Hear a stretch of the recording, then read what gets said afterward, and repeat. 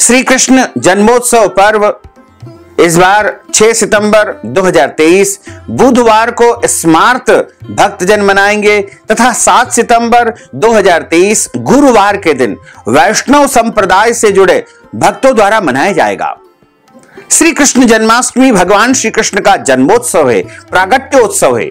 योगेश्वर श्री कृष्ण के भगवत गीता के उपदेश अनादिकाल से जनमानस के लिए जीवन दर्शन प्रस्तुत कर रहे हैं। जन्माष्टमी भारत ही नहीं बल्कि विदेशों में बसे भारतीय भी इसे पूरी आस्था एवं उल्लास से मनाते हैं। प्रभु श्री कृष्ण ने अपना अवतार भाद्रपद माह के कृष्ण पक्ष की अष्टमी की मध्य रात्रि को अत्याचारी कंस का विनाश करने के लिए मथुरा नगरी में लिया था।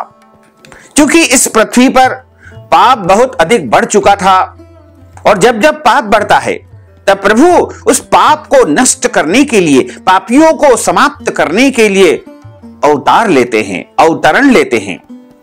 क्योंकि भगवान स्वयं इस दिन पृथ्वी पर अवतरित हुए थे, अतः इस दिन को कृष्ण जन्माष्टमी के रूप में हम सभी मनाते हैं। हमारे धर्म ग्रंथों में और श्रीमद् भागवत कथा में लिखा हुआ है कि भगवान विष्णु ने पृथ्वी को पापियों से मुक्त करने हेतु कृष्ण रूप में मथुरा नगरी में अवतार लिया था और मध्य रात्रि में रोहिणी नक्षत्र में देवकी और वसुदेव के पुत्र के रूप में प्रभु प्रकट हुए थे।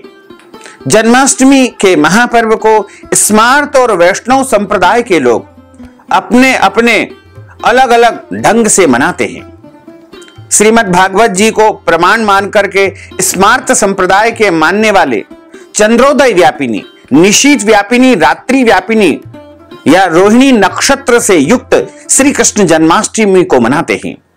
वहीं जो वैष्णव परंपरा का पालन करते हैं वो सूर्योदय व्यापिनी, उदय काल व्यापिनी अष्टमी एवं उदय काल रोहिणी नक्षत्र को जन्माष्टमी का त्योहार मनाते हैं। अष्टमी दो प्रकार की होती है, पहली जन्माष्टमी, दूसरी जयंती। इसमें केवल पहली अष्टमी है।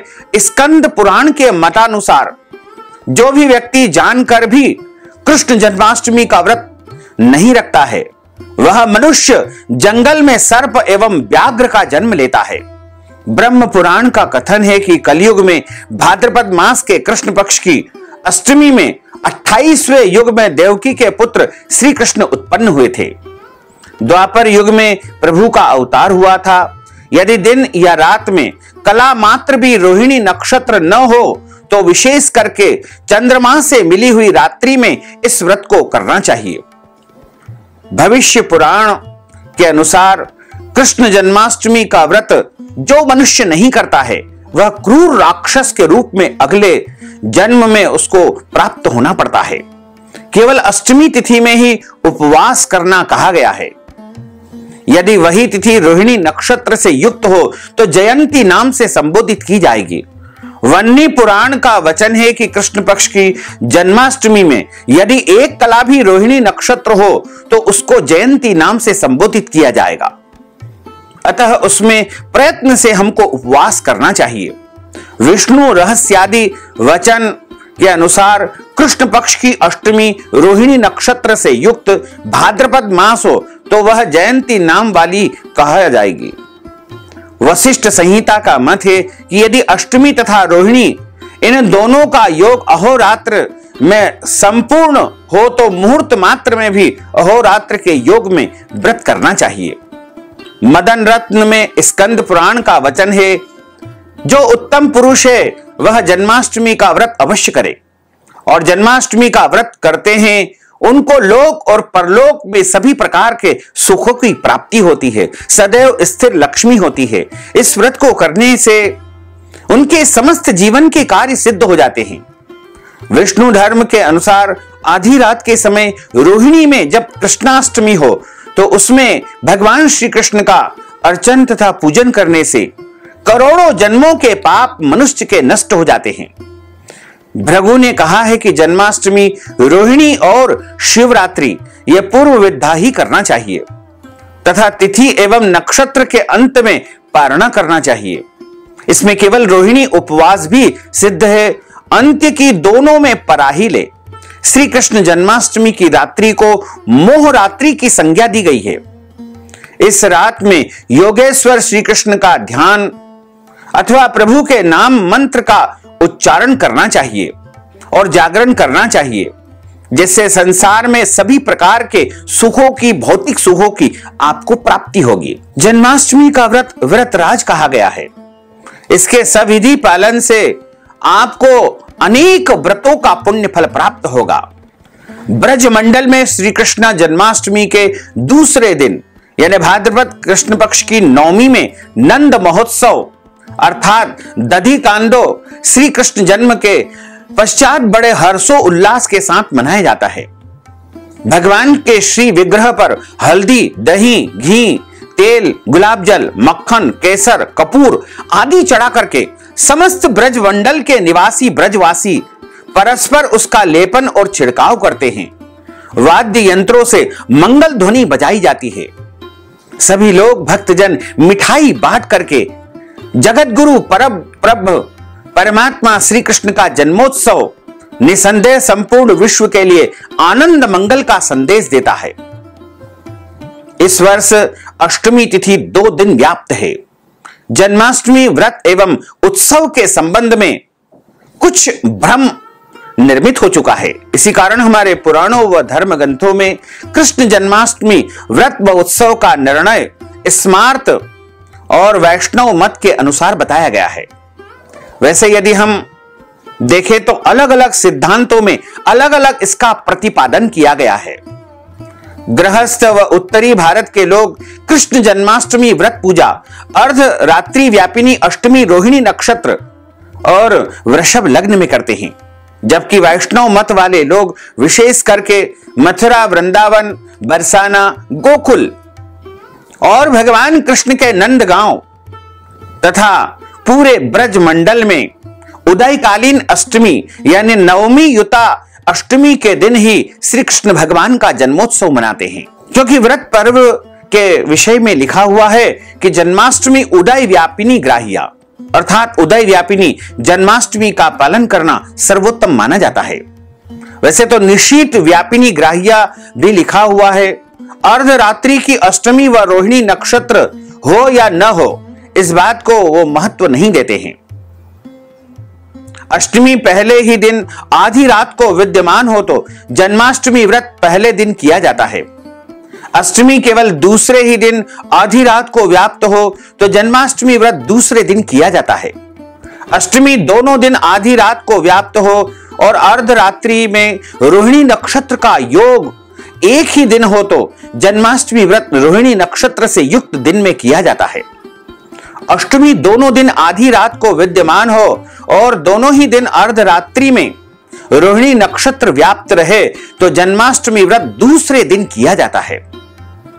अष्टमी दोनों दिन आधी रात को व्याप्त हो और अर्धरात्रि में दोनों दिन रोहिणी नक्षत्र का योग न हो तो जन्माष्टमी व्रत दूसरे दिन किया जाता है।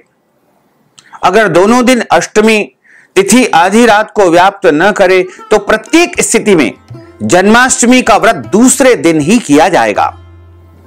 उपरोक्त मुहूर्त स्मार्त मत के अनुसार दिए गए हैं। स्मार्त मत वाले प्रायः व्रत निर्णय तिथि को आधार मानकर ही करते हैं। वैष्णव संप्रदाय से जुड़े लोग उदयकालीन तिथि होने से श्री कृष्ण जन्माष्टमी अगले दिन मनाते हैं। ध्यान रहे कि वैष्णव और स्मार्त संप्रदाय मत को मानने वाले लोग इस त्योहार को अलग अलग नियमों के अनुसार मनाते हैं। वैसे अब स्मार्त और वैष्णव की जो परिभाषा बताई गई है वो अलग अलग तरह से बताई गई है। सभी विद्वान अलग अलग रूप में वैष्णव और स्मार्त की परिभाषा प्रतिपादित करते हैं। वैसे हम ज्यादा गहराई में न जाकर के सीधे बात करते हैं कि कृष्ण जन्माष्टमी का शुभ मुहूर्त कब होना चाहिए और कब रहेगा। कृष्ण जन्माष्टमी अयम निशीत व्यापिनी ग्राह्या। पूर्व दिन एवं निशीत योग पूर्वा भगवान श्री कृष्ण का जन्म रोहिणी नक्षत्र में हुआ था, इसलिए जन्माष्टमी रोहिणी नक्षत्र में मनाया जाना सर्वोत्तम माना गया है। इस बार भगवान का अवतरण दिवस जन्मोत्सव श्री कृष्ण जन्माष्टमी कुछ पंचांगों में 6 सितंबर 2023 व अधिकतम पंचांगों में 7 सितंबर 2023 गुरुवार का दिन बताया है। इस प्रकार श्री कृष्ण जन्माष्टमी 2 दिन बताई गई है। लेकिन दोनों ही दिन की यदि हम बात करें तो पहले दिन की जो अष्टमी है उसमें रोहिणी नक्षत्र भी है, निशीत काल है, बुधवार का दिन है, रात्रि व्यापिनी अष्टमी है, लेकिन सूर्योदय व्यापिनी अष्टमी उसमें नहीं है। और शास्त्रों में सूर्योदय व्यापिनी पर्व काल सर्वश्रेष्ठ बताया गया है। सनातन धर्म में व्रत पर्वों के निर्णय हेतु सर्वमान्य ग्रंथ धर्म सिंधु के पृष्ठ क्रमांक 12 और 13 तथा निर्णय सिंधु के पेज नंबर 63 में स्पष्ट लिखा हुआ है कि उदय व्यापिनी ग्राह्या अर्थात श्री कृष्ण जन्माष्टमी सूर्योदय में अष्टमी तिथि व सूर्योदय में रोहिणी नक्षत्र में ही जन्माष्टमी का व्रत करना चाहिए। इस बार भाद्रपद माह के कृष्ण पक्ष की अष्टमी तिथि का आरंभ 6 सितंबर 2023 को शाम को यानी सूर्यास्त के बाद 7:48 से अष्टमी तिथि लग जाएगी, जो कि अगले दिन यानी 7 सितंबर 2023 की शाम को सूर्यास्त के बाद 7:40 पर अष्टमी तिथि समाप्त हो जाएगी। अष्टमी तिथि सूर्योदय के समय रहने से संपूर्ण दिन रात मानी जाती है। इस प्रकार रोहिणी नक्षत्र का आरंभ 6 सितंबर 2023 को दोपहर 2:28 से हो जाएगा, जो कि अगले दिन यानी 7 सितंबर 2023 की दोपहर 2:55 पर रोहिणी नक्षत्र समाप्त हो जाएगा। तो वैसे पहला प्रमाण जो कहता है कि निशीत व्यापिनी ग्राह्या यानी रात्रि में जब अष्टमी हो उसमें जन्माष्टमी का व्रत करना भी उत्तम बताया गया है। इसलिए यदि आप लोग 6 सितंबर 2023 बुधवार को भी व्रत रख करके रात्रि में निशीत काल में भगवान का जन्मोत्सव मनाते हैं, उनकी पूजा अर्चना करते हैं, तो भी अति उत्तम रहेगा, क्योंकि निशीत व्यापिनी ग्राह्या यह भी सूत्र हमारे धर्म ग्रंथों में ही बताया हुआ है।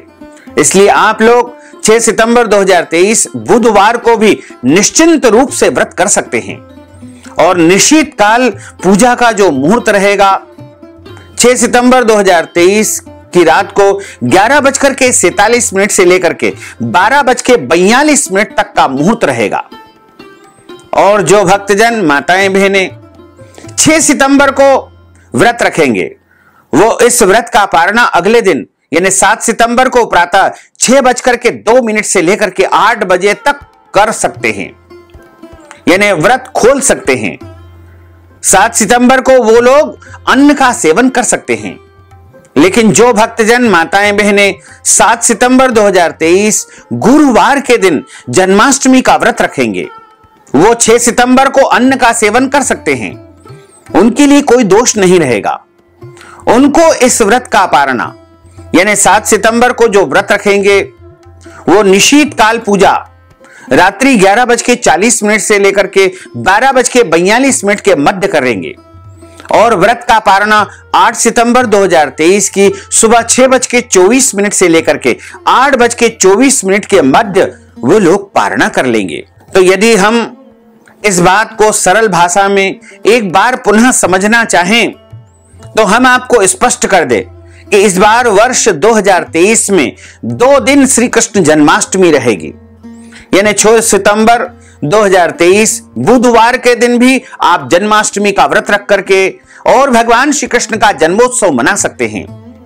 और यदि आप 7 सितंबर 2023 को गुरुवार के दिन भी श्री कृष्ण जन्माष्टमी का व्रत रखेंगे तो भी आपको उतना ही पुण्य प्राप्त होगा, यानी दोनों ही दिन का समान पुण्य आपको मिलेगा, क्योंकि दोनों ही दिन का प्रमाण हमारे धर्म ग्रंथों और शास्त्रों में बताया हुआ है। लाला का जन्मोत्सव निरंतर यदि आप चाहें तो 2 दिन तक भी मना सकते हैं, यदि आप चाहें तो 2 दिन तक लगातार भी व्रत रख सकते हैं, इसका कोई दोष नहीं है। यह आपकी श्रद्धा है, यह आपका विश्वास है, यह प्रभु के प्रति आपका समर्पण है। इसलिए आप यदि चाहें तो दोनों दिन लगातार व्रत धारण करके प्रभु का अर्चन तथा पूजन कर सकते हैं। लेकिन जहां पर जन्माष्टमी 6 सितंबर को मनाई जाएगी वहां पर नंदोत्सव यानी दही हांडी का आयोजन 7 सितंबर को होगा। और जहां पर कृष्ण जन्माष्टमी एक दिन पहले यानी 6 सितंबर को मनाई जाएगी, वहां पर 7 सितंबर को दही हांडी होगी, तथा जहां पर 7 सितंबर को जन्माष्टमी मनाई जाएगी, वहां पर 8 सितंबर शुक्रवार को नंदोत्सव दही हांडी का आयोजन होगा। तो इसलिए आप चाहें तो दोनों दिन जन्माष्टमी का पर्व मनाएं और दोनों दिन व्रत रख सकते हैं। यदि हम प्रमुख तीर्थ क्षेत्रों की बात करें तो प्रभु श्री कृष्ण का प्रागट्य मथुरा नगरी में हुआ है और मथुरा नगरी में भगवान श्री कृष्ण का जन्मोत्सव प्रागट्योत्सव 7 सितंबर 2023 गुरुवार के दिन ही मनाया जाएगा, तथा नंदगांव, बरसाना में, गोकुल में, गोवर्धन में और ब्रजमंडल में अधिकांश स्थानों पर 7 सितंबर 2023 को ही जन्माष्टमी का पर्व मनाया जाएगा। लेकिन ब्रजमंडल में कुछ स्थान ऐसे भी है जहां पर 6 सितंबर को भी जन्माष्टमी मनाई जा रही है। लेकिन अधिकतम स्थानों की यदि हम बात करें तो वहां पर 7 सितंबर 2023 गुरुवार को ही जन्माष्टमी का महापर्व मनाया जाएगा। इधर यदि प्रभु श्री कृष्ण की राजधानी द्वारका की बात करें तो द्वारका में प्रभु श्री कृष्ण का राजमहल था और वहां पर जन्माष्टमी का महापर्व 7 सितंबर 2023 गुरुवार को ही मनाया जाएगा, तथा श्रीनाथ जी का जो प्रमुख स्थान है जिसे हम नाथक द्वारा कहते हैं, वहां पर श्री कृष्ण जन्माष्टमी 7 सितंबर 2023 गुरुवार को मनाई जाएगी। लेकिन वहां पर कुछ ऐसे भी श्री कृष्ण जी के स्थान है, मंदिर है, जहां पर 6 सितंबर को भी जन्माष्टमी मनाई जाएगी। यानी 6 सितंबर और 7 सितंबर दोनों ही दिन कई स्थानों पर जन्माष्टमी का आयोजन होगा। वैसे हम संपूर्ण महाराष्ट्र की यदि बात करें तो वहां पर काल निर्णय पंचांग को ही माना जाता है। मुंबई में दही हांडी का आयोजन होता है। मटकी फोड़ के बड़े बड़े आयोजन मुंबई शहर में होते हैं और वहां पर काल निर्णय पंचांग के अनुसार 6 सितंबर 2023 बुधवार को ही जन्माष्टमी मनाई जा रही है और दही हांडी का जो आयोजन होगा वो अगले दिन यानी 7 सितंबर को होगा। तो यह भी शास्त्रोक्त है, क्योंकि निशीथ व्यापिनी के अनुसार 6 सितंबर भी जन्माष्टमी अति उत्तम है और सूर्योदय व्यापिनी सूत्र के अनुसार 7 सितंबर का दिन भी जन्माष्टमी के लिए अति उत्तम है। दोनों ही दिन जन्माष्टमी आप मना सकते हैं और पूरे धूमधाम के साथ में लाला का, कृष्ण कन्हैया का अवतरण दिवस जन्माष्टमी का आप व्रत करके, पूजन करके और भव्य आनंदोत्सव मना सकते हैं। जन्माष्टमी व्रत के संदर्भ में भगवान श्री कृष्ण ने एक बार युधिष्ठिर जी से कहा था कि हे युधिष्ठिर, जो मनुष्य श्री कृष्ण जन्माष्टमी का व्रत करेगा उसे 100 करोड़ एकादशी व्रत का पूरा पुण्य जन्माष्टमी व्रत से ही प्राप्त हो जाएगा। यानी वो एकादशी का व्रत नहीं भी करता है तो केवल एक जन्माष्टमी का व्रत कर लेगा तो उसे 100 करोड़ एकादशी व्रत का पूरा पुण्य प्राप्त हो जाएगा। धर्मराज यमराज ने सावित्री से कहा था कि भारतवर्ष में रहने वाला जो प्राणी श्री कृष्ण जन्माष्टमी का व्रत करता है वह 100 जन्मों के पापों से मुक्त हो जाता है। वैसे तो आजकल जो भारतीय लोग हैं वो विदेश में निवास करते हैं और विदेश में भी वो जन्माष्टमी का व्रत रखते हैं, पूजन अर्चन करते हैं। तो यदि वो भी जन्माष्टमी का व्रत करेंगे तो उनको भी इसी प्रकार का पुण्य प्राप्त होगा। जन्माष्टमी की जो रात्रि है वो परम सिद्धिदायक रात्रि मानी जाती है। इस रात्रि को शास्त्रों में मोह रात्रि की संज्ञा दी गई है। वैसे पूरे वर्ष में यदि हम देखें तो 4 रात्रियां सिद्धिदायक रात्रि होती है। दिवाली की रात्रि, महाशिवरात्रि की रात्रि, होली की रात्रि और श्री कृष्ण जन्माष्टमी की रात्रि। ये जो 4 रात्रियां होती है यह सिद्धिदायक रात्रि मानी गई है। इन रात्रियों में भगवान के मंत्रों का जाप करना, जप करना, तप करना, जागरण करना बहुत ही पुण्यदायक माना गया है। श्री कृष्ण जन्माष्टमी की रात्रि को मोह रात्रि के नाम से जाना जाता है। इस रात में योगेश्वर श्री कृष्ण का ध्यान, नाम अथवा मंत्र जपते हुए जागरण करने से संसार के समस्त सुखों की प्राप्ति होती है और इस संसार में धर्म, अर्थ, काम और अंत समय में मोक्ष पद की प्राप्ति हो जाती है। जन्माष्टमी का व्रत व्रतराज कहा गया है और इस व्रत का सभी को पालन अवश्य करना चाहिए। जन्माष्टमी व्रत उपवास की महिमा हमारे धर्म ग्रंथों और शास्त्रों में अपरंपार बताई गई है। यानी इस व्रत की कोई भी सीमा नहीं है, क्योंकि यह व्रत सबसे बड़ा व्रत है और इस व्रत को व्रतराज कहा गया है। जन्माष्टमी का व्रत सभी को रखना चाहिए। इससे बहुत पुण्य फल की प्राप्ति होती है, जीवन में अपार सुख, शांति, समृद्धि, वैभव की प्राप्ति होती है। इससे 7 जन्मों के पाप ताप नष्ट हो जाते हैं। जन्माष्टमी एक तो उत्सव है, दूसरा पर्व है, तीसरा महान व्रत, उपवास और पावन दिन है। वायु पुराण में और अनेक ग्रंथों में जन्माष्टमी की अपरंपार महिमा लिखी हुई है। जो जन्माष्टमी की रात्रि को उत्सव के पहले अन्न खा लेता है, भोजन कर लेता है, वह नराधम है। वह अगले जन्म में राक्षस की, दैत्य की योनि प्राप्त करता है। और इस रात्रि में जप करके, तप करके, ध्यान करके, उत्सव मना करके, और जो मनुष्य पूरे धूमधाम से, विधि विधान से व्रत रखता है, वह मनुष्य अपने 101 पीढ़ियों को तार लेता है और वह मनुष्य परमात्मा को साकार रूप में अथवा निराकार तत्व में पाने में सक्षमता की तरफ बहुत आगे बढ़ जाता है। जन्माष्टमी के व्रत की अपरंपार महिमा सभी धर्म ग्रंथों और पुराणों में बताई गई है। इस महिमा का कोई पार नहीं है, क्योंकि जितने भी व्रत होते हैं, उपवास होते हैं, उन सब में बड़ा व्रत होता है जन्माष्टमी का। लेकिन आपको अपने शरीर का, अपने स्वास्थ्य का ध्यान रखते हुए इस व्रत को धारण करना चाहिए। जन्माष्टमी का व्रत 8 साल की आयु से लगा करके 80 साल के सभी स्त्री पुरुष, चाहे वो कन्या हो या माता बहनें हो, सौभाग्यवती महिलाएं हो, विधवा महिलाएं हो या फिर परित्यक्ता माताएं बहनें हो, सभी को इस व्रत को अवश्य करना चाहिए। लेकिन पहले अपने स्वास्थ्य का ध्यान रखें। यदि आपको कोई बीमारी है, शुगर की बीमारी है, ब्लड प्रेशर की बीमारी है या अन्य कोई भी समस्या है, तो आप अपने स्वास्थ्य का ध्यान रखते हुए और अच्छी प्रकार से फलाहार लेकर ही इस व्रत को धारण करें। जो बच्चे हैं, अति कमजोर है, वृद्ध लोग हैं, वह अपने स्वास्थ्य का ध्यान रखते हुए फल खा करके, फलाहार लेकर के इस व्रत को धारण करें। जन्माष्टमी के दिन या रात में किया हुआ जप, तप, अनुष्ठान अनंत गुना पुण्य फल प्राप्त होता है। और जन्माष्टमी की पूरी रात जागरण करके जो मनुष्य प्रभु के नाम का जप करता है, मंत्रों का स्मरण करता है, श्री कृष्णाय नमः इस महामंत्र का जाप करता है या क्लीं कृष्णाय नमः इस मंत्र का और अपने गुरु मंत्र का थोड़ा जप भी कर ले, तो उसको जीवन में सभी प्रकार के भौतिक और सांसारिक सुखों की प्राप्ति होती है। भविष्य पुराण के अनुसार जन्माष्टमी का व्रत संसार में सुख, शांति और प्राणी वर्ग को रोग रहित जीवन देने वाला है, अकाल मृत्यु को टालने वाला है, गर्भपात के कष्टों से बचाने वाला है, संतान को देने वाला है, धन को देने वाला है, अपार वैभव को देने वाला है, सुख, शांति, समृद्धि को देने वाला जन्माष्टमी का व्रत है। दुर्भाग्य को समाप्त करके सौभाग्य को देने वाला है, कलह को दूर भगाने वाला जन्माष्टमी का व्रत है।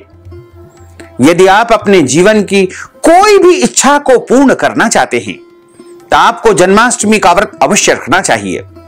जन्माष्टमी का व्रत रखने से कई जन्मों के पाप ताप नष्ट हो जाते हैं।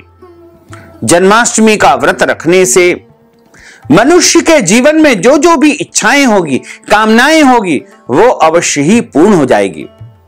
जन्माष्टमी की महिमा हमारे धर्म ग्रंथों और शास्त्रों में अपरंपार बताई गई है। इसकी महिमा का कोई भी पार नहीं है। जन्माष्टमी का व्रत जो मनुष्य धारण करता है, वह एक दिन पहले यानी सप्तमी तिथि के दिन आपको एक समय भोजन करके और शुद्ध और सात्विक तरीके से भोजन करने का प्रयास करना चाहिए। इस दिन आपको लहसुन, प्याज, मांस, मदिरा का उपयोग नहीं करना है, मसूर की दाल नहीं खाना है, ब्रह्मचर्य व्रत का पालन करना है, पराया अन्न का सेवन नहीं करना है तथा अपने तन और मन को पवित्र करते हुए अगले दिन यानी जन्माष्टमी के दिन सुबह जल्दी उठे, सूर्योदय के पहले उठ करके स्नान कर ले। स्नान करने के बाद पवित्र वस्त्र धारण करे, धुले हुए कपड़े धारण करे। ध्यान रखे, मैले और फटे कपड़े बिल्कुल ना पहने, मैले है तो धोकर पहने, फटे है तो सिलकर पहने। और उसके बाद अपनी रुचि के अनुसार मस्तक पर तिलक अवश्य लगाएं। जैसा तिलक हम लगाते हैं वैसा भी आप लगा सकते हैं। इसे वैष्णव तिलक कहा जाता है। अपनी रुचि के अनुसार तिलक धारण करें और एकादशी व्रत का संकल्प धारण करें। अब जब हम कोई भी व्रत करते हैं तो उसमें संकल्प लिया जाता है। यदि आप निष्काम भाव से व्रत करते हैं या सकाम भाव से व्रत करते हैं, दोनों ही परिस्थिति में आपको संकल्प अवश्य धारण करना चाहिए। संकल्प धारण करके ही मनुष्य को श्री कृष्ण जन्माष्टमी का व्रत आरंभ करना चाहिए। जन्माष्टमी के दिन अन्न नहीं खाना चाहिए। जन्माष्टमी के दिन आपको फलाहार और केवल फलाहार करना चाहिए। जिस प्रकार हम एकादशी में चावल का उपयोग नहीं करते हैं, उसी प्रकार जन्माष्टमी के दिन भी हमको चावल का उपयोग नहीं करना चाहिए। इस दिन घर में चावल नहीं बनाना चाहिए। चावल का उपयोग पूजन पाठ में भी आपको नहीं करना चाहिए तथा जन्माष्टमी के दिन तुलसी पत्र तोड़ना भी वर्जित माना गया है। लेकिन किसी कारणवश यदि आप तुलसी जी के पत्ते नहीं तोड़ पाए हैं तो पुराने चढ़े हुए तुलसी जी के पत्ते धो करके आप बार बार उपयोग कर सकते हैं। और जन्माष्टमी के दिन झूठ नहीं बोलना चाहिए, क्रोध नहीं करना चाहिए, लड़ाई झगड़ा वाद विवाद बिल्कुल नहीं करना चाहिए, किसी भी प्राणी का दिल नहीं दुखाना चाहिए। इस दिन दाढ़ी, कटिंग, शेविंग नहीं करवाना चाहिए और शरीर के अंग के कोई भी बाल काटना अथवा कटवाना वर्जित माना जाता है।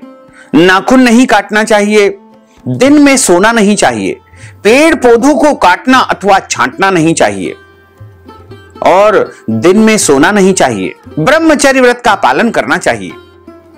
यदि आपके घर में जन्म अथवा मृत्यु का सूतक यदि लग जाता है या पहले से लगा हुआ है तो ऐसी परिस्थिति में आप व्रत तो करें लेकिन भगवान का स्पर्श एवं पूजन कार्य आपको नहीं करना चाहिए। जन्माष्टमी के दिन सुबह के समय भगवान को अच्छी प्रकार से पंचामृत से स्नान करवा करके और उनको नए नए वस्त्र, आभूषण, श्रृंगार धारण करवाना चाहिए तथा रात में जब सूर्यास्त हो जाए उसके बाद जब भगवान का जन्मोत्सव का समय आता है यानी 7 सितंबर को यदि आप व्रत रखेंगे तो मध्य रात्रि 11:30 के बाद आपको भगवान को स्नान करवा करके, पंचामृत से उनको स्नान करवा करके, गाय के दूध और केसर से स्नान करवा करके आपको शुद्ध और पवित्र स्नान करवा करके, यमुना जल से स्नान करवा करके नए नए वस्त्र, आभूषण, श्रृंगार उनको धारण करवाना है। और जब हम भगवान का अभिषेक करते हैं तो शंख से उनका अभिषेक करना सर्वोत्तम माना गया है। और रात को खीरा ककड़ी में उनको रखना चाहिए। जब उनका प्रागट्य होता है तो खीरा ककड़ी को गर्भ की उपमा दी गई है। खीरा ककड़ी में भगवान लड्डू गोपाल जी को अंदर रखा जाता है और मध्य रात्रि ठीक 12 बजे उनको बाहर निकाल करके और उनका जन्मोत्सव मनाया जाता है।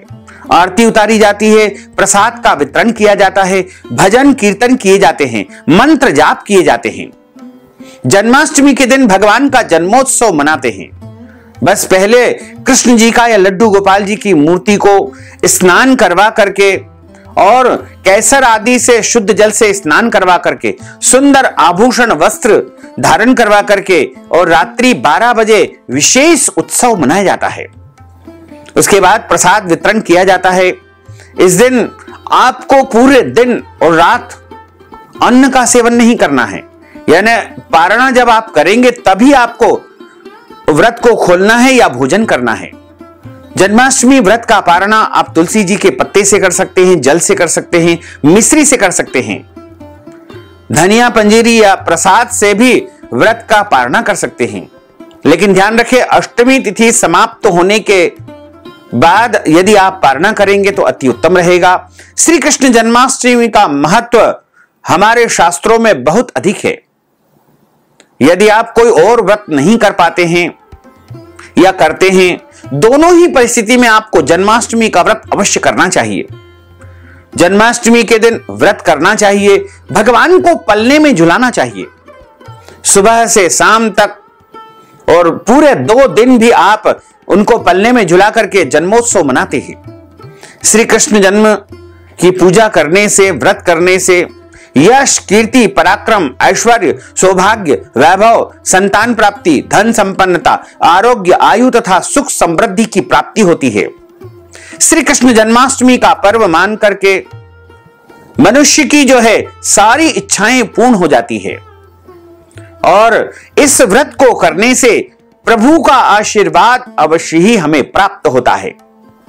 जो मनुष्य जन्माष्टमी का व्रत करता है उसको चारों तरफ से सफलता के संदेश आने लगते हैं। भगवान श्री कृष्ण कर्म योगी थे, अतः कर्म क्षेत्र में मनचाही ऊंचाइयां चाहते हो तो इस व्रत को अवश्य करना चाहिए। परिवार में कलह या तनाव हो तो इस व्रत से निश्चित रूप से शांति और प्रेम का वातावरण निर्मित होता है। जन्माष्टमी का व्रत करने से धन, धान्य, संपदा, समृद्धि अवश्य ही आपको प्राप्त होगी।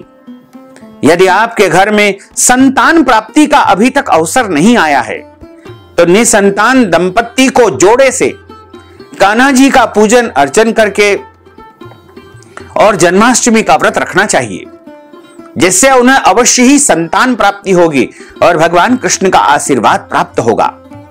मनचाहा प्रेम, विवाह, शादी के बाद पति पत्नों के रिश्तों में मधुरता के लिए इस व्रत को करना चाहिए। भगवान श्री कृष्ण की प्रसन्नता के लिए जन्माष्टमी का व्रत अवश्य ही करना चाहिए।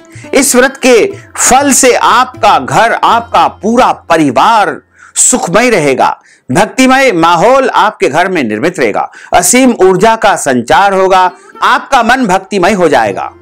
फिर उपवास की पूर्व रात्रि को हल्का एवं सात्विक भोजन करके ही जन्माष्टमी का व्रत आपको धारण करना चाहिए। जब हम कोई भी व्रत करते हैं तो व्रत का आरंभ करते समय सभी देवी देवताओं का पूजन अर्चन करना चाहिए। सूर्य नारायण, सोम, यम, काल, संधि, भूत भावन, दिक्पति, भूमि, आकाश, खेचर, अमर और ब्रह्मादि को नमस्कार करके पूर्व या उत्तर दिशा की ओर मुंह करके बैठे और व्रत का संकल्प धारण करें। संकल्प धारण करने के लिए सबसे पहले शुद्ध घी का दीपक जलाएं और अपने पास जल का पात्र रखें।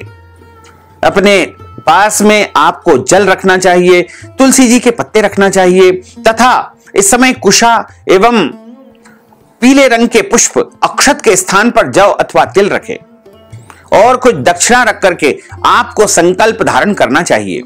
जिस प्रकार हम संकल्प बोल करके आपको बता रहे हैं उस विधि से आपको संकल्प धारण करना चाहिए। संकल्प धारण करने के लिए हाथ की मुद्रा को इस प्रकार करना चाहिए। ओम विष्णवे नमः, ओम विष्णवे नमः, ओम विष्णवे नमः। ओम तिथिर्विष्णुस्थावारो नक्षत्रम विष्णुरेव च, योगश्च करणं विष्णुः सर्वं विष्णुमयं जगत्। ओम विष्णुर्विष्णुर्विष्णुः श्रीमद्भगवतो महापुरुषस्य विष्णोर आज्ञेयः प्रवर्तमानस्य अद्य श्री ब्रह्मणोन्हि द्वितीय प्रार्धे श्री श्वेतवारः कल्पे वैवस्वत मन्वन्तरे अष्टाविंशतितमे कलियुगे कलिप्रथमचरणे भूर्लोके भारतवर्षे भरतखंडे जम्बूद्वीपे आर्यावर्तांतर्गत ब्रह्मवर्तैक देशे अवंतिकायां विशाला क्षेत्रे मध्य प्रदेशे भोपाल मंडलांतर्गते भोपाल नाम्नि नगरे ही संवत् 2080 मासानां मासे पुण्य पवित्र मासे भाद्रपद मासे शुभैः कृष्ण पक्षैः अद्यायः अष्टम्यायां महापुण्यतिथ्योः अद्य दिवसैः बृहस्पति वासरान्वितायां रोहिणी दिवस नक्षत्रैः वृषभ राशिस्ते श्रीचंद्रैः सिंह राशिस्ते श्री सूर्यैः शेषेषु ग्रहेषु यथा यथम राशि स्थान विशेषसु एवं ग्रह गुण गण विशेषण विशिष्टायां शुभ पुण्य तिथौ अपना नाम और गोत्र का उच्चारण करिएगा। 10 विधि लक्ष्मी प्राप्त्यर्थम बहुविध लक्ष्मी प्राप्त्यर्थम सर्व कार्य सिद्ध्यर्थम मम अखिल पाप प्रशमन पूर्वक सर्वा अभीष्ट सिद्धये श्री कृष्ण जन्माष्टमी व्रत कर्माहम करिष्ये। इस प्रकार संकल्प प्रभु को समर्पित करने के बाद हाथ जोड़ करके उनको नमन करें, प्रार्थना करें। इसके बाद आपका व्रत आरंभ हो जाएगा। संकल्प करने के बाद आपका व्रत आरंभ हो जाएगा। फलाहार आप दोपहर में ले सकते हैं, शाम को भी ले सकते हैं और फलाहार जब आप ले तो ध्यान रखें कि फलाहार का भोग पहले प्रभु को अवश्य लगाएं और पूजा के लिए स्थान नियत कर देना चाहिए। काले तिल से स्नान करके माता देवकी के लिए सूतिका ग्रह जहां पर बच्चे का जन्म होता है उसे सूतिका ग्रह कहा जाता है, वहां स्थान नियत करके पूजा स्थल की यथासंभव सजावट करके भगवान कृष्ण की मूर्ति या चित्र सुबह के समय स्थापित कर देना चाहिए। रात 12 बजे भगवान का जन्म करे, उसके पश्चात पंचामृत से अभिषेक करके नए कपड़े वस्त्र उनको धारण करवाएं। भगवान को चंदन से तिलक लगा करके भोग और तुलसी पत्र उनको अर्पण करे। विधि विधान से पूजन करे। पूजन में देवकी, वसुदेव, बलदेव जी, नंद बाबा, यशोदा जी और लक्ष्मी जी, इनका क्रमशः नाम उच्चारण करते हुए और आपको पूजन अर्चन करना चाहिए तथा उनको पुष्प समर्पित करे। प्रणमे देव जननी त्वया जातस्तु वामनः वासुदेवस्य तथा कृष्णो नमस्तुभ्यं नमो नमः। सुपुत्रार्घ्यं प्रदत्तं मे ग्रहाणां मे नमोस्तुते। नंद के आनंद भयो जय कन्हैया लाल की, जय कन्हैया लाल की, जय यशोदा लाल की। नंद के आनंद भयो जय कन्हैया लाल की, जय कन्हैया लाल की, जय यशोदा लाल की। इस प्रकार बोल करके आपको प्रभु को झूला झुलाना चाहिए और शुद्ध घी का दीपक, अखंड दीपक पूरी रात में आपको जला करके रखना चाहिए। प्रसाद का वितरण करें। मंगल भजन तथा कीर्तन करके रात्रि जागरण अवश्य करें। जन्माष्टमी के दिन आपको तुलसी जी से पत्ता नहीं तोड़ना है। एक दिन पहले ही तुलसी पत्र आपको तोड़ करके रख लेना चाहिए। यदि नहीं तोड़ा है तो पुराने और बासी तुलसी जी के पत्ते धो करके आप बार बार उपयोग कर सकते हैं। जन्माष्टमी के दिन चावल नहीं खाना है, किसी प्राणी की हिंसा नहीं करना है और जन्माष्टमी के दिन आपको किसी गरीब व्यक्ति का अपमान अथवा अनादर नहीं करना चाहिए, उनका मजाक नहीं उड़ाना चाहिए। जन्माष्टमी के दिन पेड़ पौधों को काटना अथवा छांटना भी नहीं चाहिए। जन्माष्टमी के दिन अपने घर में वैसे तो अन्न खाना ही नहीं चाहिए, लेकिन कोई भोजन भी करता है तो उनको लहसुन, प्याज, मांस, मदिरा, अभक्ष भक्षण, मसूर की दाल, कटहल की सब्जी का उपयोग बिल्कुल नहीं करना चाहिए। जन्माष्टमी के दिन गरीबों और जरूरतमंद लोगों को, मंदिर में विद्वान ब्राह्मणों को दान पुण्य अवश्य करना चाहिए। जन्माष्टमी के दिन गौ माता की सेवा, बछड़े की सेवा अवश्य करें, उन्हें हरी घास खिलाएं। जन्माष्टमी के दिन अधिक से अधिक भगवान के पवित्र नामों का उच्चारण करें। ओम नमो भगवते वासुदेवाय। इस दिन लड्डू गोपाल जी को फलाहारी खीर का भोग लगाना चाहिए। जन्माष्टमी के दिन दक्षिणावर्ती शंख में जल भर करके भगवान श्री कृष्ण का नियम से अभिषेक करना चाहिए। जन्माष्टमी व्रत रखने से पहले वाली रात्रि को सात्विक भोजन करने का विधान है। अगले दिन ब्रह्म मुहूर्त में उठना चाहिए और इस प्रकार आप भगवान का पूजन अर्चन करें, प्रभु की सेवा करें, क्योंकि भगवान तो भाव के भूखे हैं, उनको कुछ भी विधि विधान नहीं चाहिए। भगवान श्री कृष्ण को जो परम प्रिय भोग लगाए जाते हैं वो पंचामृत का भोग लगता है। पंचामृत का अर्थ होता है दूध, दही, शहद, शक्कर और घी। इसके अलावा माखन, मिश्री का उनको भोग लगाया जाता है, धनिया, पंजीरी का भोग लगाया जाता है, खीरा, ककड़ी का भोग लगाया जाता है, केला उनको चढ़ाए जाते हैं, सेवफल उनको चढ़ाए जाते हैं। इसके अलावा अन्य सभी प्रकार के ऋतुफल प्रभु को अर्पण करना चाहिए। इसके पश्चात जन्माष्टमी की कथा भी सभी को सुनना चाहिए। बोलिए श्री कृष्णचंद्र भगवान की जय।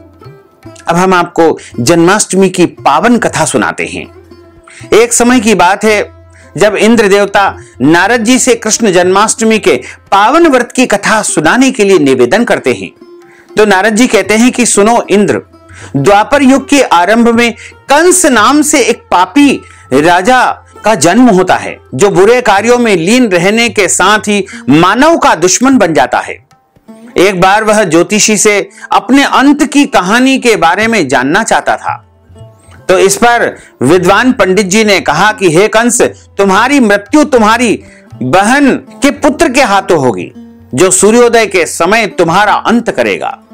हालांकि ये भविष्यवाणी आकाशवाणी जब देवकी को विदा करने जा रहा था उस समय भी आकाश से हुई थी। हालांकि इस बात का पता उसे पहले ही चल चुका था। और तुम्हारी बहन देवकी के पुत्र का नाम कृष्ण होगा। आगे कंस पूछता है कि महाराज यह भी बताएं कि किस दिन देवकी का पुत्र मेरा वध करेगा। हे राजन, भादो मास के कृष्ण पक्ष की अष्टमी तिथि के दिन तुम्हारा भयंकर युद्ध होगा, जिनसे आपका वध होगा और कृष्ण की विजय होगी। इस कथा को पूर्ण विस्तारित रूप से इंद्र के निवेदन पर नारद जी आगे कहते हैं कि अब तक देवकी की 7 संतानों को कंस इस भय से मार डालता था ताकि कहीं उनका विनाश न हो जाए। अपने जीवन की रक्षा की खातिर उन्होंने अपने सिपाहियों को देवकी की पहरेदारी का आदेश दिया। कंस का आदेश पाने के बाद वे देवकी की प्रत्येक गतिविधि पर नजर रखने के लिए कारावास में पहरा देने लगे। एक दिन पानी भरने के लिए देवकी तालाब की ओर निकल गई। तालाब की मेंढ पर बने वृक्ष की छाया में बैठकर वह विलाप करने लगी। तभी वहां पर यशोदा नामक दूसरी स्त्री भी जल भरने आती है तथा उनके विलाप का कारण जानना चाहती है। इस पर देवकी अपनी पूरी व्यथा उन्हें बताती है। तभी यशोदा जी कहती है कि मैं भी गर्भवती हूं, संभवतः मुझे पुत्री की प्राप्ति होने पर मैं आपके पुत्र की रक्षा की खातिर अपने पास रख लूंगी।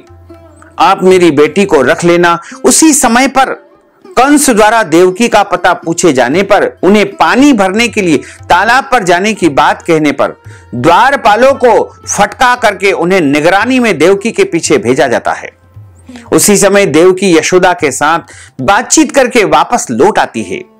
जो जो देवकी के गर्भावस्था के दिन बढ़ने लगे, कंस का भय कई गुना बढ़ने लगा तथा बहन देवकी को पूरी तरह कारावास में बंद कर दिया गया था। उनकी कोठरी के बाहर ताला लगवा दिया। कई दानवों को उनकी सुरक्षा में लगा दिया गया था।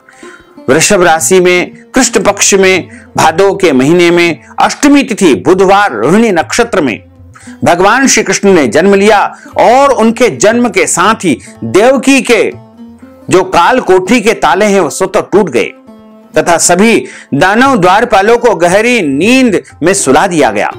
अवसर पाकर देवकी ने वसुदेव से कहा कि पतिदेव, आप इस पुत्र को गोकुल गांव में नंद बाबा और यशोदा माता के घर छोड़कर आए। तभी वसुदेव जी कान्हा को एक टोकरी में रख करके रात के अंधेरे में निकल गए। घनघोर रात में उन्हें तेज प्रवाह के साथ बहती यमुना को पार करना सबसे बड़ी चुनौती थी। जब यमुना जी की तेज धारा में भगवान कृष्ण का स्पर्श हुआ तो वह स्वतः स्थिर हो गई। किसी तरह वसुदेव जी ने यमुना पार करके नंद बाबा के यहां पहुंच गए और बालक कृष्ण को उन्हें सौंप करके उनकी कन्या को अपने साथ लेकर के कंस के बंदी गृह में वापस आ गए। जब सुबह हुई तो कंस ने उन पहरेदारों को जगाया और उन्हें पता लगाने को कहा कि देवकी के यहां बच्चे का जन्म हो गया है। तब द्वारपालों ने पुत्री प्राप्ति की सूचना कंस को दी तो वह झपट करके उसने बच्ची को छीन लिया और पास में पड़े पत्थर पर जोर से दे मारा। वह कन्या भगवान विष्णु द्वारा पृथ्वी पर भेजी गई मायावी बालिका थी। पत्थर पर गिरते ही वह तेज गर्जना के साथ अंतरिक्ष की ओर जाकर विद्युत के रूप में परिवर्तित हो गई। आकाश में जाते समय आकाशवाणी के साथ उन्होंने कहते हुए बोली कि मैं विष्णु द्वारा भेजी गई मायावी बालिका हूं। हे पापी, तेरे अंत करने वाला गोकुल गांव में नंद बाबा के घर अवतरित हो चुका है, जिससे तेरा बचना नामुमकिन है। तू चाहे जो कर ले। चिंता के मारे कंस ने पूतना नामक राक्षसी को भगवान कृष्ण का वध करने के लिए गोकुल भेजा। पूतना राक्षसी बालक को दूध पिलाने के बहाने अपनी गोद में लेकर मारना चाह रही थी, मगर भगवान कृष्ण ने उनके दूध को विष बना करके पूतना का वध कर डाला। पूतना के वध से व्याकुल कंस ने कृष्ण को मारने के लिए कोए, घोड़े और बैल का रूप बना करके, गाय का रूप बना करके अनेकों राक्षसों को भेजा और सभी का वध प्रभु ने कर दिया।